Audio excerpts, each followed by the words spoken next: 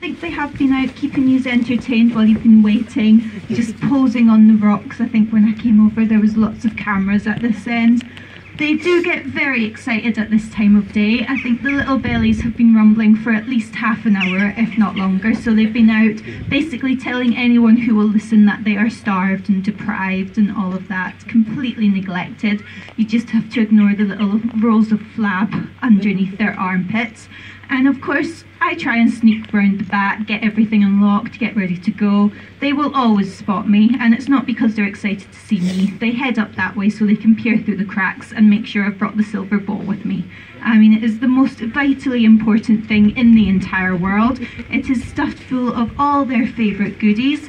And of course, right now when they're on those rocks, I'm guessing you think they look all sweet and innocent, but you cannot trust them. They know exactly where the door is. I'm sure you can imagine attempting to walk through that door with 3 little otters twisting round your ankles is a complete and total trip hazard. I'm pretty sure it's done on purpose as well, so I fall over, the fish goes flying everywhere, and they can be as greedy as they like.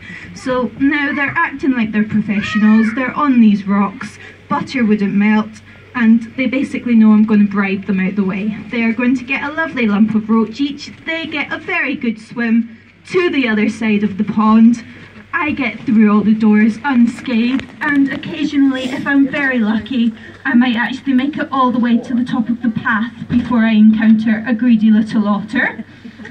So my 3 girls here, they are North American river otters, which you can probably work out means this particular species is found in the wilds of North America.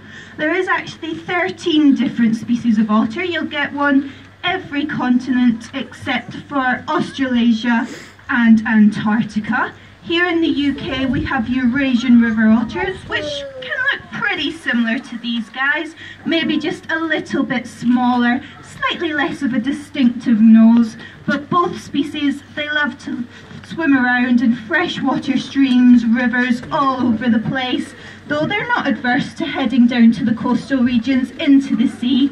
Basically, if there's tasty fish, they will find it.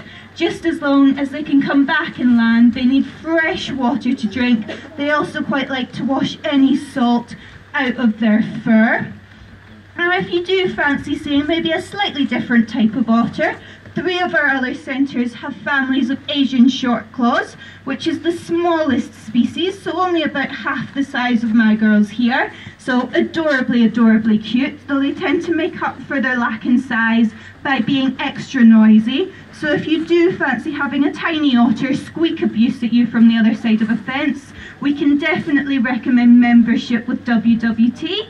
You're helping us with lots of conservation projects, and you also get to feel very important because you can walk into any centre and just stroll on in like you own the place. But of course, maybe not quite as important as my girls because they are the VIPs, so proper introductions.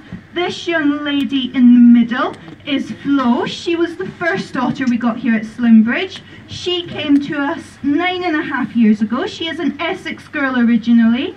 She was across there in another wildlife centre. Unfortunately, they did have to shut down, so she needed rehoming. We needed an otter, and it has worked out rather well for us, because after about a month or so, we worked out she was pregnant with the other 2. So Minnie's just jumped in the water. Has just to the right-hand side of Flo. She's just gone in the water now, and they do look fairly similar. I mean, it can be a bit of a struggle sometimes to tell them apart.